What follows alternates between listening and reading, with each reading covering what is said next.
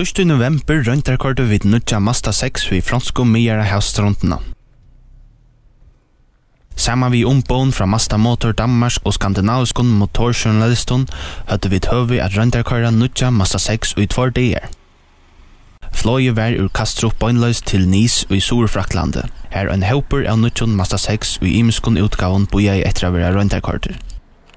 Bilaner høtte innbygda navigasjonsskipan, og Mazda-fæltsene høtte lagt ruter til rattest, hervid kunde køyra bilaner og i bøykøring av høvesvei og av motorvei.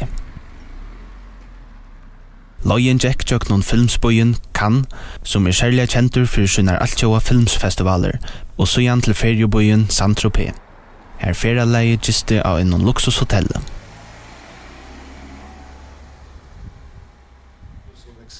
Kvalitet var tøyndafunder av hotellen her ombå fra Mazda i Europa og Mazda i Japan grøtte fra nutja Mazda 6. Av fundet var sjølver designstjøren til Mazda i Hiroshima som hever steg fire designen av Mazda 6.